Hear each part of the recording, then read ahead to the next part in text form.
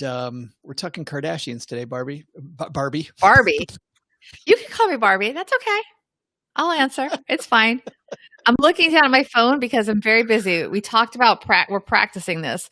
I'm retweeting, so this will go on it'll go on my Twitter. Now you have to make sure it goes. We're on YouTube and Twitter now. Yep, I'm going to do it right now. We actually reminded each other before we went on that we were going to make sure to share on our Twitters. And here we go. Why do I always have the worst look on my face? Carol Roth. Hi, Carol Roth. If you're listening, she just retweeted it. Or no, she liked it. That's so nice. She's great. Do you know her? I do not. Carol Roth is great. Hey, Carol. Happy Friday, She's an entrepreneur. She has something called Future File, which actually helps you organize like your estate planning. Oh, that's awesome. That is Future fantastic. File. Not a sponsor. Susan's here. Hey, Susan. Susan. Susan is in the Dallas area, and we passed through there to Smile and Wave on our way across the country. And of course, what I could say that right now, Bobbi, about just about any city. Yeah, we passed through there. Can you name, that could be a quiz for our audience. Can you name 5 cities that Joe Saul-Sehy through or was near in the last 3 days? I bet people can. I don't know. I don't know if anybody knows where I'm at right now. You didn't don't tell people where I am. Oh, we're not saying it? Well, no. I'm just saying if we want people to guess what's going on. No, we were going to say your beginning and your end, and they have to name 5 cities that you passed through. Yes. By the time we finish recording in about 45 minutes. But don't even tell them the end. Don't tell them the end. We can. Okay, but you didn't begin. The last location people knew you were at was Texas, right? Yeah. Michigan. Last time we recorded, I was in Michigan. You were in Michigan. See, even I don't know. And now, can we at least say the direction you went in? Yes. We went south and west. I went to Valdosta. Haven't been to Valdosta since we were on last. I was in East Lansing. I went from East Lansing to the place I'm at now over the last what I was in Lansing as of Wednesday of last week. Nope, I was Michigan. In Vermont before I was in Michigan. Ron. No, but 2 steps because you were also in Texas. You went Vermont, Texas, Michigan, right? Nope, I went Vermont, Michigan, Texas. To the place. But then you didn't just come from Michigan. Okay, fine. I did. Well, the last time I was on here, I was in Michigan, but I've gone a lot of places between now and then. Follow me? No, I'm lost. So maybe our audience can help. I, of course, have been to New York. I did pass through Indianapolis. Nice job. I went around Indy on my way there. We did not stop in Indy, but we did go through Indianapolis. I have been there. Because my stepdaughter graduated from Indiana. Indianapolis. And I'm so glad she graduated a year and a half ago because even though it was storming torrential rain and I complained the entire time, at least we went. At least there was an in-person, rah-rah graduation. We literally, it wasn't just like a little rain. It was like torrential downpours. It was such a nightmare. I mean, and for her too, obviously, because she's sitting on the field. We're in bleachers. Yes, but I can't even imagine. It was a nightmare. Gown on and everything. Terrible. Oh, yeah. It's such a beautiful place, though. IU's a cool place. It is. Yeah. I think she had a really good 4 years there. They have a good. I was an English major, and they have a very good English program at IU. Very good English program. They do. They also have a very good, well, basically it's computer science, but there's a fancier name for what she studied. But Karen's cheating. I was in Tucson. I was in Tucson yesterday morning. I was in Tucson for 2 days. Wait, so they're naming cities that you passed. Okay, that's good. Yes. Wait, so Karen gets a point. Yes, and Ron has one. So yeah, but Karen's a part of the Stacking Benjamins team, so Karen knows where I'm at. Karen is not eligible to win. I know. Karen is cheating. All right. We ready to make some podcasts, guys? We can keep playing this game, but it's going to be much more fun to talk about our 2 headlines, right? Yes. All right. So let me get this going. This is going to be for tomorrow. September 12th, right? So this Yes. is September 12th. Adrian, I need a map to figure out where the hell I'm at. All right. Yeah, you used to have a map behind you. Yeah. But when I finally get to my final destination, we'll have that. All right. This is going to be for the 12th, September 12th. What can we learn about exit strategies and sabbaticals from the Kardashians now that they are wrapping up Keeping Up with the Kardashians? What's next for the billion-dollar family of entrepreneurs? It is Saturday, September 12th. Let's talk money with our friends.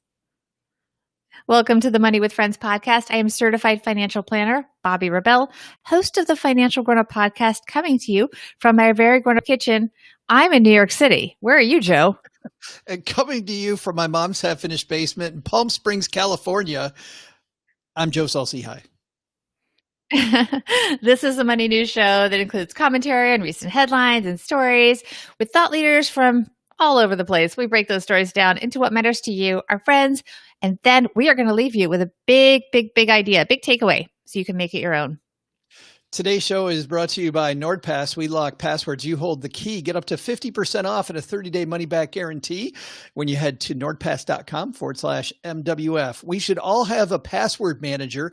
I'll tell you, Bobbi, one family of people that kind of has picked the lock on making money called Kardashian. I don't know if you've ever heard of these Kardashian people, but they tend to make a little cash. Yeah. They're apparently famous for being famous, but it's worked out pretty well for them. It has, and it might be getting better. Let's see which one of our friends is going to help us kick off today's show. All right, this headline comes to us from the New York Post. It is by Ollie Coleman. And by the way, the New York Post says this is an exclusive story. The Kardashians could ink a streaming deal with Netflix, Apple, or Amazon soon. And the piece begins. Just because the Kardashians have axed their reality show, it doesn't mean they're leaving TV screens. Insiders expect the family to have a big streaming deal within a year, they told Page Six. A source close to the family said they're even mulling starting, quote, their own media company. As we reported, the family ditched their E-series this week after 20 series of Keeping Up with the Kardashians, because the network couldn't keep with their ever-increasing salary demands.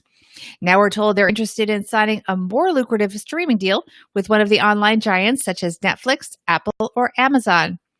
E! had paid the family $150 million the last time they renewed their contract back in 2017. But with fellow TV titans such as Ryan Murphy and J.J. Abrams signing streaming deals worth a reported $300 million, they could find much bigger paydays online. There's more money in streaming, said a source, and it's global. One insider said the family's interested in shifting away from their reality roots to work on a show similar to Shark Tank by trading off their newfound reputations as entrepreneurs. That said, an insider spilled that after 13 years on the air and the family really are ready to take a break from the cameras. They're open to all opportunities, said an insider, but they're taking some time off.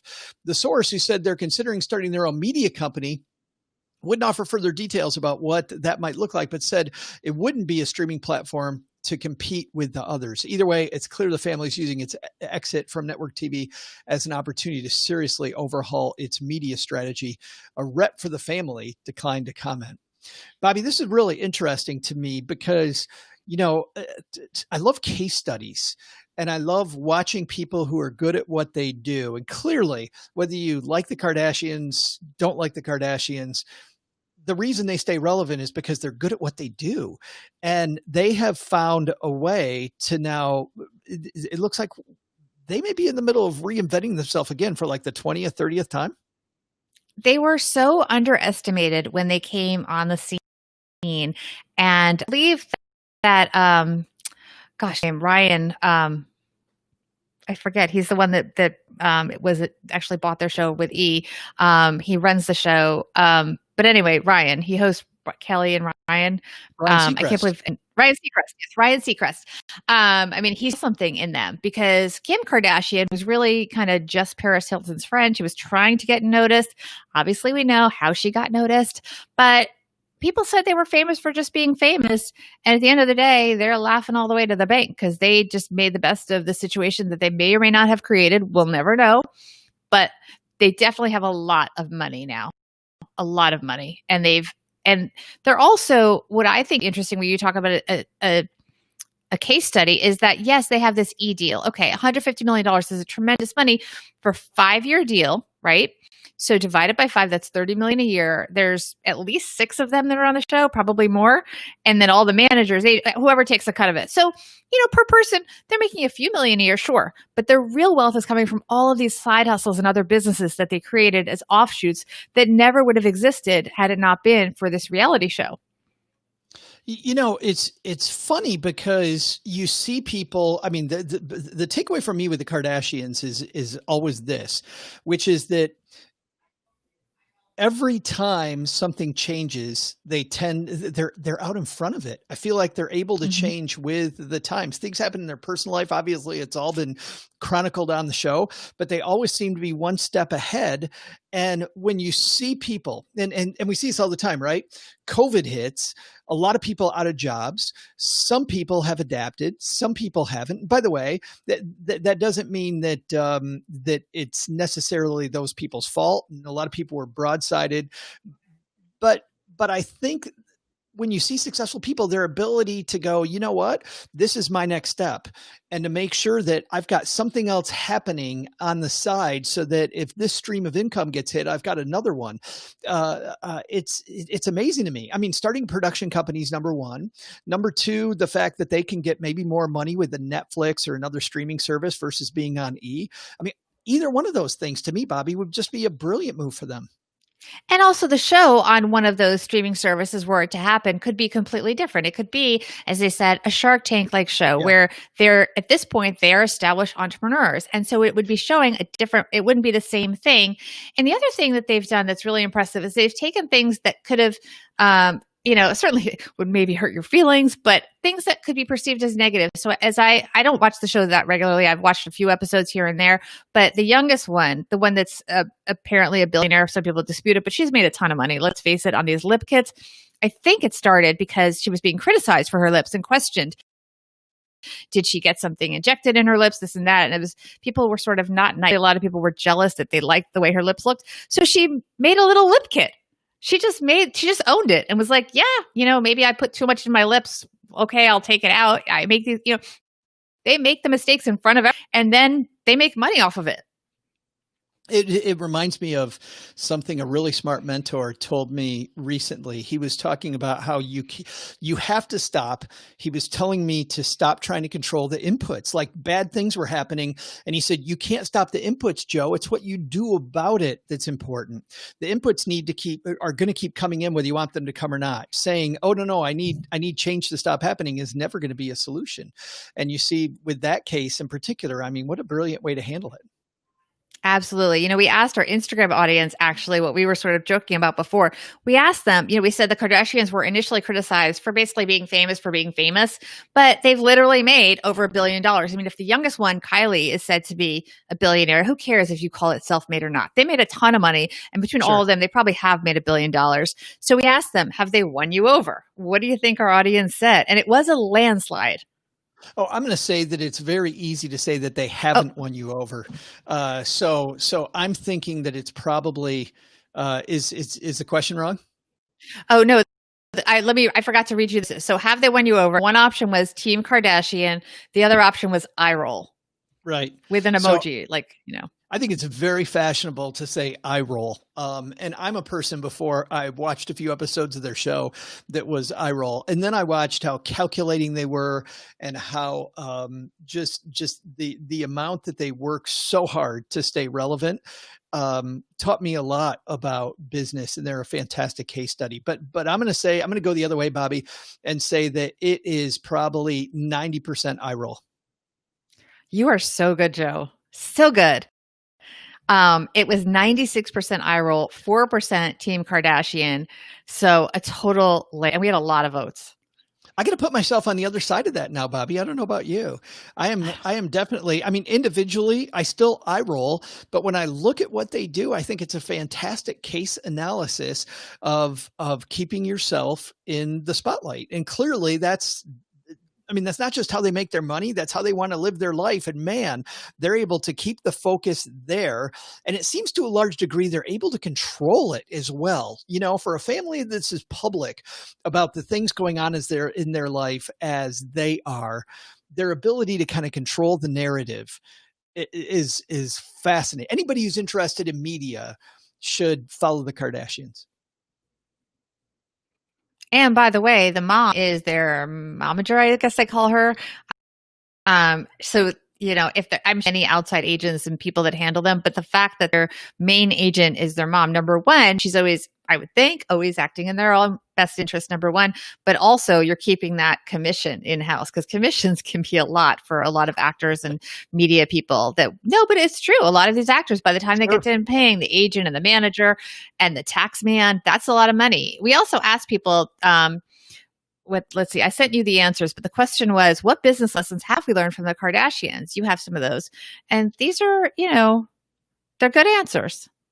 Yeah. Annette says you're winning as long as they're talking about you, and especially with what they're doing, right? They're talking, but the fact that we're talking about them right now, huge win for them. By the way, Bobbi, another case analysis, people that have listened to us before know that I'm a Disney fan, and Disney had that problem before Michael Eisner came in the early 1980s. Nobody was talking about Disney anymore. And all Michael Eisner and the team needed to do was not to get people to vacation at Disney. They just had to put it back on the list of places. And I remember one great interview where Michael Eisner said, he's like, even if people say no, the fact that you considered it, right? The fact that we were top of mind and we made maybe the final 5 or final 10 is a big win. I think it's the same for the Kardashians. The fact that we're talking about them right now just keeps you right at the top of the mind. Absolutely. What else we have? I'm the Real Spoon says you can make money off anything, even manufactured fame. Totally true. Absolutely true. And then Coletti said, any good media coverage, good or bad, can grow your brand. I feel like there's that P.T. Barnum thing about, just spell my name right? If you just spell my name right, and it's going to be there. We do the show live. We're hanging out here with some fun people, by the way, chatty crowd today. And our friend Joe says they're like the Howard Sterns of reality television. They totally, Howard Stern's another guy who continues to remake himself and has, man, for how many years now has Howard Stern made sure that he stays relevant. Susan's kind of lost about the Kardashians. She said she needs to watch more TV. During COVID, do any of us need to watch more TV? I'm not sure. I'm hoping to maybe watch a little less TV. Some good times there. And then also, what else we have? Emblem. We have a low car saying, oh, sorry, go ahead. They have been criticized since the beginning, keep doing their thing. And I like that. Like, even though someone's criticizing you, that doesn't mean that you're not on a good path. Well, and I think that's a good lesson for all of us, right? Many times we have thin skin and we start off down a pathway, and people that are the first people to the brand sometimes can be a little critical. And by the way, Bobbi, it's often your own family that's the most critical of what you're doing. Like, you're sure you want to do that? Is that really a good idea? And often it's your family you have to ignore more than anybody else when it comes to making the thing. Yes, absolutely. Yeah. And a lot of the best entrepreneurs have faced so much criticism, and they just keep going. In just a moment, Bobbi and I are going to have our takeaway from today's piece on the Kardashians. But first, want to say a big thanks to people that have used our link when they've gone to NordPass to check it out. They lock the password and you hold the keys. You get up to 50% off and the 30-day money-back guarantee. The reason why you want to use NordPass, by the way, is to manage your passwords effortlessly. You'll never have to reset your passwords again. You can access them whenever you need them on any device. It'll generate secure passwords for you. You can store everything that matters, and share your passwords securely with people that need to know them. You can see all the features, find out more about the security that you can trust at NordPass. Head to nordpass.com/MWF, and that's how you'll get the 50% off and the 30-day money-back guarantee. So thanks to everybody who's used that link, and you're welcome that we shared it with you. Bobbi, what's our takeaway from this piece about these people, the Kardashians, that clearly none of us have ever heard of? So one thing we didn't talk too much about is that there might be more money for them somewhere else. And maybe, as crazy as $150 million may sound for a 5-year deal, maybe they should be paying more given what they bring to the table. Certainly, maybe they should be paying more if they did something else that may be worth more now, like a Shark Tank-like show, than their reality show. So even though the Kardashians can, in fact, maybe being paid less than their current situation, they might be worth more to another entity. So that said, viewership is down and the same antics can only last so long. So it may be a really smart move to focus on these side hustles, which frankly, I'm going to guess make a lot more money for each of them, and create a new program that they own outright, or they at least can negotiate with a new entity and bring new value, rather than keep doing the same thing and not have as much control. And certainly it sounds like not as much upside. So I think it's a good path for many of us to follow, is always reevaluate. Just because something's going well doesn't mean you need to stay to the bitter end. Maybe there's something even better out there and you can kind of pivot before you crash. No, well, that's it, and that dovetails into exactly, Bobbi, where I was headed, which is pardon the people that don't like sports, but there's an old sports analogy that a great hockey player, Wayne Gretzky, said, which is everybody else skates to where the puck is. He skates to where the puck is headed. And the Kardashians clearly are skating to where the puck is headed. And I know there's some people listening to this that are going, you know what do the Kardashians have to do with me? Well, it's funny. Having an emergency fund is skating to where the puck's headed, because we know that bad stuff's going to happen. If we don't have an emergency fund, we're going to be stuck in the present. We can't just get by it. Having life insurance or disability coverage, make sure that we get past that. Building your retirement fund. We know at some point we want to retire, building that now so that we have that available later. We need to, it's funny because we talk about planning, and I remember it was usually unsuccessful people that would say to me, they go, well, I don't have much to plan with. Well, not today, but you're planning this future, and everything that you have is 100% of what you have. You need to take care of it. So I love the Kardashians as a model of a family looking at where the puck's headed. Very well said. Well, thanks, Bobbi. I'm just trying to keep up. That's exactly where this is headed. Joe says that he sees the Instagram poll, but he never gets to participate. And he asks if they're time-based. And the answer, Joe, is they are. But if people like Joe want to participate and help us make the show next time, where do they find us, Bobbi? Make sure you are following us on Instagram at Money Friends Pod. We post them within 24 hours of when our recordings are happening, and you can get a calendar of our recordings on our website, moneywithfriendspodcast.com. And by the way, at Money Friends Pod is also our Twitter handle. The best place to also follow us, you should follow us all places, but we are growing our YouTube channel, and there we will have links to the stories that we discuss. So YouTube, just search for Money with Friends. Chris, Susan, Mike hanging out there among other people today. Emblem hanging out on YouTube today. Thanks for hanging out with us, everybody. On Monday, Bobbi and I are back, and we're talking about the U.S. debt and something very interesting happening. While the U.S. continues to accumulate more and more and more debt, it's actually going to take fewer resources to make the debt payment every month. How does that work, and what does that have to do with you? We'll talk about that on Monday's Money with Friends. Bye-bye, everybody. 18. Yes, it is hard to keep up with you, as I've heard on our reviews. By the way, everyone here, leave a nice review. Leave a nice review. I mean, you can leave any review, but you could leave a nice review. You get the podcast for free. Just saying. There's some haters out there. Maybe I should have talked about that when we talk about the Kardashians. They just keep working through the haters. I'm just going to take that note from them too. Working through the haters, Joe. Bobbi is the seasoned video pro, and I am not. I can't keep up with you, Joe. You can't keep up. It's tough. I can't keep up. It is very tough. Or Barbie or whatever. Yeah. Barbie. You call me Barbie. That's okay. Yeah. No, but I want, Susan, thank you so much. The stars are really important, but writing something that's not mean about me is really appreciated.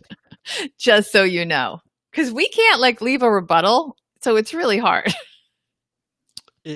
Just saying.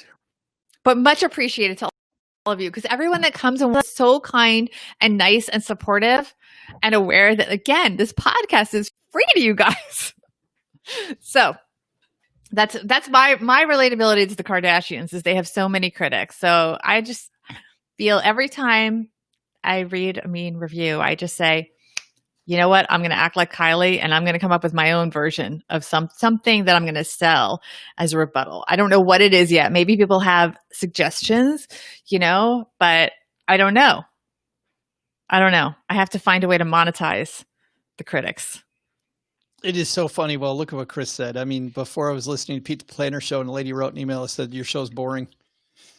Like, what do you, so nice. What do you do? Right. I mean, of all the non-boring people, Pete. So but that person, that's fine. But like, you don't have to say it out loud. You can use your inside voice, and you can go listen to another podcast, which is also free. Like, it's not even like Hulu or Netflix where you're paying. Like, this is free. Be nice. Just saying. John's hanging out with us. We welcome people that want to be here. Did you see John Murdoch's hanging out with us? Hey, John. Hey, John. All right.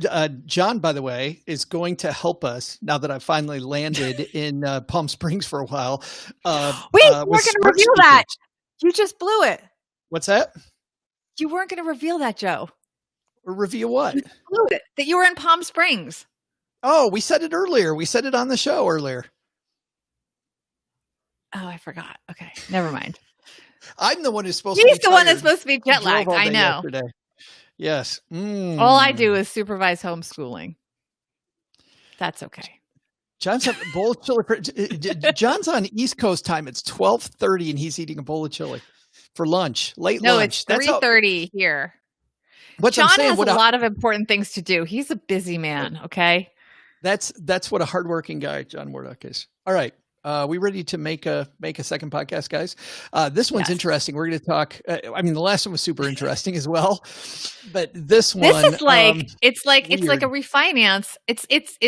I'll give everyone a sneak preview. It's like governments are just like us. They can refinance too, almost not literally refinance, but like same idea.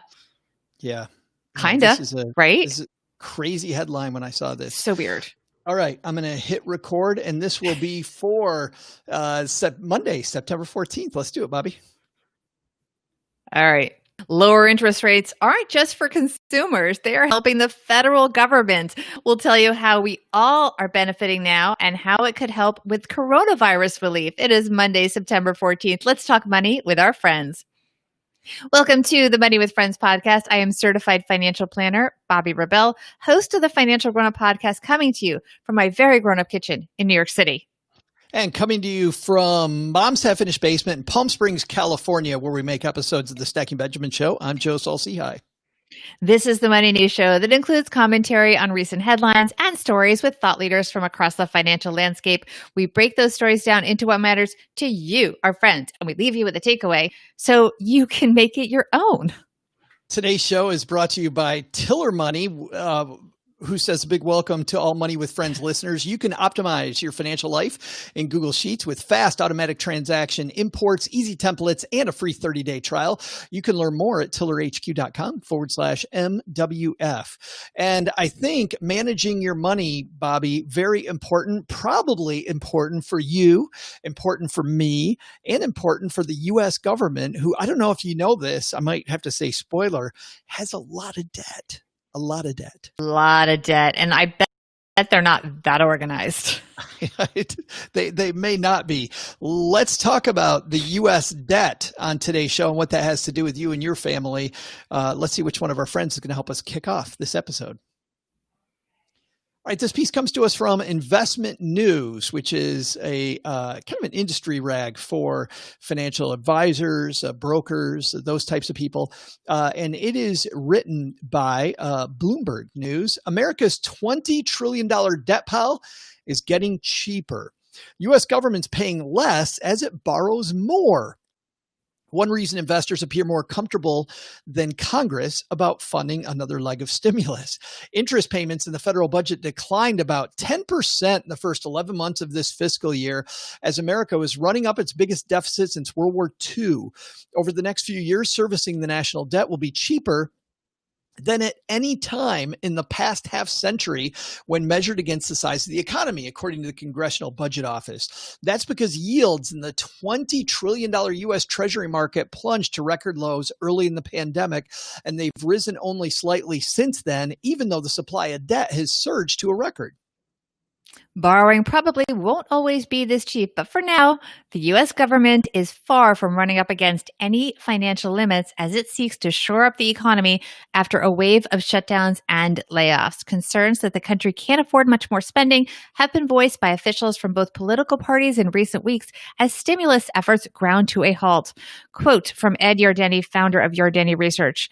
While there has been a lot of concern about the mounting debt, it hasn't caused the problems that were anticipated by the doomsters. It's not just a question of how much debt is outstanding, but what is the cost to service that debt? The CBO predicts a deficit of about $3.7 trillion this year, or 16% of GDP, more than triple the year earlier figures. Bonds issued to fund the shortfall have pushed the U.S. public debt past $20 trillion, more than the economy's annual output. You know, this is such an interesting piece because we hear about the debts getting bigger and bigger and bigger. And yet, when it comes to money coming in the front door versus going out to paying debt, it turns out things aren't all that bad, Bobbi. Yeah, I mean, look, it's a tricky thing. And this goes to debt for consumers on any level. When rates are so low, money is cheaper and it gets easier for us to borrow out debt. And the truth is, as long as the rate is fixed, that's okay to some degree. I mean, you know what the payments are. If you can afford it, that's okay. The problem is always, and this is relating to the consumer thing, when you don't really understand what's going on and the rate could change and you could have a jump, then you get into trouble if it's an adjustable rate debt of some sort. I'm obviously alluding to consumers borrowing against their houses, that kind of thing, or borrowing to buy houses.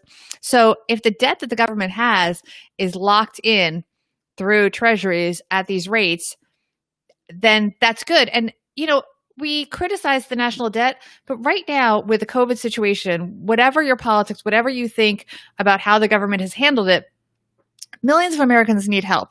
So I personally am very happy that it is going to be cheaper to borrow money because people need the help. Yeah, I don't think, the way the system works now, people are going to get help one way or another, Bobbi. They're either going to be helped through it right now, or they'll be on unemployment payrolls for a long time, right? So who knows how this is all going to work out. I think there's a couple lessons for us here. And it's funny because I'm about to say that we can learn some lessons here from the federal government. And one is which is scary. The fact that I'm saying that at all is scary. But on one hand, there's a positive about what they're doing, which is while interest rates are low, if you have debt, refinancing that debt, closing out the high interest rate positions and getting them to lower interest rate positions. So you're paying less money to quote the man, right? And more money going to pay down that debt. This is one of those few times when we've got so many lemons that making some lemonade is a great idea. I mean, if you haven't refinanced your debt to be at lower interest rates and lower payments now, you really want to do that. Absolutely. I mean, it's definitely, and it's easier than ever because there's a lot of standardization of the process. So I would definitely look into that on a personal. Look, the average yield, the article goes on to say, the average yield on the debt has dropped to 1.7 from 2.4% in December. Crazy. And the fall is probably not ended. It could be even less. So the U.S. government, and in turn, the American people, because we need this money, are at least benefiting from that, even though a lot of people, of course, get hurt by these rock bottom interest rates as well. People counting on, hospices and Social Security, things like that. Obviously, that's a little bit tougher with this, but there are benefits, and yeah. Yeah. Well, and that brings up the second thing. I think there's a negative example here, which is while the federal government does, Bobbi, and you put this very correctly, that a lot of people need help. So the stimulus packages are out there, and it looks like we have another round coming. But this is where we break ties with the federal government. Don't use the fact that interest rates are low to allow you to go buy stuff on payments that you can't afford. I would see this all the time. People would refinance their debt. I remember one case when I was in my end of my first year as a financial planner. There was another planner in my office who had some clients. He helped them refinance their debt to get out of this horrible position. They ended up saving about $500 a month on their payments so that they could free up money to start putting money in an emergency fund, right? And once they got that emergency fund, then they'd be able to save and peck away at the debt more quickly because they made the interest payments lower. Between meetings, these people went out and spent $500 a month on a boat. Don't go buy a boat because of the fact that you save money on your interest payments. And that's where I can see why the government is issuing new debt right now. I get it. Like you said, politically, whether you agree or not, irrelevant, but you can see the why in that. There is no why in going to buy a boat because now you're paying less money in interest. You don't want to do that. No, but I do want to acknowledge that because we're all really restless because of quarantine, that you should not buy a boat, but you can go on a boat ride. Just buy a ticket for a socially distant boat ride. If you just feel like you need to get out, you don't have to buy the boat. Yeah, well, well, listen, you don't have to clean it. I mean, if it's somebody else's boat, it's so much better. Like they got to take it and put it in the lake or wherever you're going. They're the ones that got to take it out. They got to do all the stuff. Like if I can show up and have a few foamy beverages and just enjoy my time on the boat, fantastic. Great. Somebody else even drives. That's way better. Don't go buy it. Yes. Much better. Our audience is really active, Joe, here. We're recording this on Facebook and YouTube and Twitter. Yeah, they're having fun. Joe hanging out with us, who's said earlier he's getting a lot of screen time. I agree with that. 2 best days of boat ownership: the day that you buy one and the day that you get rid of it. And Adrian puts this very bluntly: don't throw away the money you just put in your hand. You see people do that all the time. Ooh, I've got money. I can now afford new payments. Don't get into that. We have this opportunity with low interest rates. Use that to finally get ahead and to look at the future. We talked about the future with the Kardashians the other day, right? Always looking at where things are going. If you can refinance your debt so you can get to that future flexible spot more quickly, man, that's so much better. Right. I have too much money in the bank, said no one ever. Sarah has a great one here. Sarah says boat equals bring on another 1,000. I think that's yeah, agreed. In just a moment, Bobbi and I are going to have our takeaways from today's piece about debt and about the U.S. debt. But first, I want to say a big thanks to everybody who's used our link over at Tiller Money. If you head to tillerhq.com/MWF, you'll see what I already know, which is this is a fantastic way to manage your money and to make sure that your money meetings go the way that you want. What I mean by money meetings is that Cheryl, my spouse, and I have a weekly money meeting. We sit down and we talk about exactly where our money is. And because of Tiller making it so easy to see exactly what we want to see and not just what some random app has, we're able to make that meeting happen more quickly. And it's short. It's less than 20 minutes. We have a really fun meeting every week. Tiller Money is the first automated personal finance platform built on spreadsheets. And because it's on a spreadsheet and because there are already templates available, we don't have to recreate the wheel. I don't get a bunch of stuff I don't want. I get exactly what we want to see for that meeting. We get it over with. We go about our day. You can manage your money as flexibly and however you want at tillerhq.com/MWF. You'll get a free 30-day trial when you use our link. So thanks everybody for that. Bobbi, what's our takeaway here? Governments, they are just like us. Their economic well-being is only partially impacted by their deliberate decisions. In the end, for both good and bad, sometimes economic stuff like interest rates just happens. Although the Fed actually is making it happen, but go with it. And we and the government benefit or suffer. Yeah. You can only control so much. No, absolutely. And I love right here by best name of all time, Gravy Lover says, boat gas is so cheap right now, though. because I should go buy a boat and fill it with as much gas as possible. Probably not. But I do think that when it comes to this, I think there's some great lessons, which is that paying attention to the amount of debt you have, but also paying attention to the interest rate makes a lot of sense on that debt, Bobbi. And while you'll see people say, don't refinance your debt because that's just kicking the can down the road, to some degree, while I don't want to kick the can down the road, I do want to refinance. I want to attack the debt, but also want it at the lowest interest rate possible. So U.S. government playing that game right now and saving what 10%, right? And that's a big number. That's a lot less money going toward debt than they had in the past. Said. Bobbi, people want to help us. People want to help us make this show. How do they do it? Well, the big news is they can now see us on YouTube. That only happened recently, so it's really important. We need new subscribers. Come to our YouTube channel. Just go to YouTube and search for Money with Friends.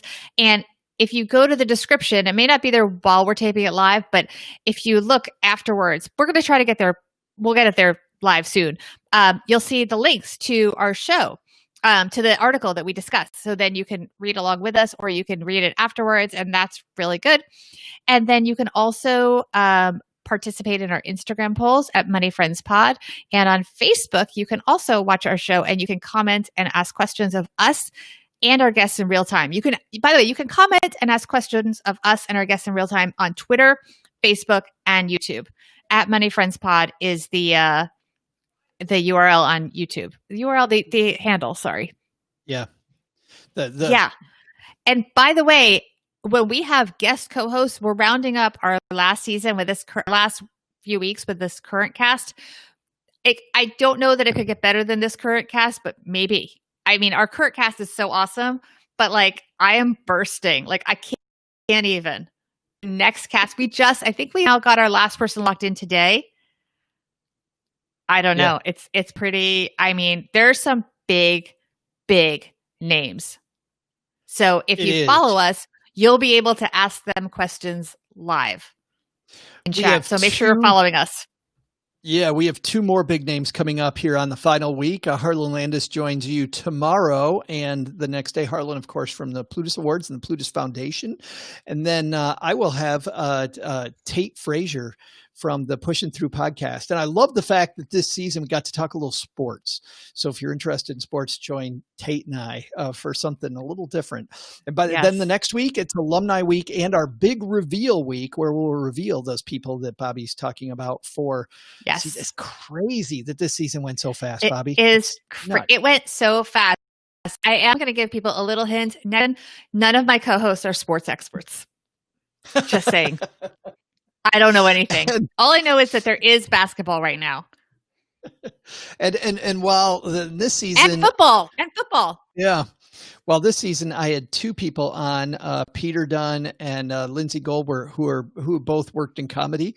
I can also reveal I think the first season a long time, I have no comedians joining me next time. So that's all we can tell you. Anyway. Yeah, we should actually have a contest where people guess who's on the next show. Maybe we can give out prizes if somebody gets it right. We've got guesses in the audience, including, of course, referencing our Saturday show, the Kardashians. And I'm just reading. I'm not hinting. Dave Ramsey is a hint someone is asking about. We are not answering anything. This is just in the chat. We will let you know this next week. We'll let you know what day the following week if you follow us on any of our social media channels. All right. She's Bobbi. I'm Joe. We'll see you back here next time at Money with Friends. Bye-bye.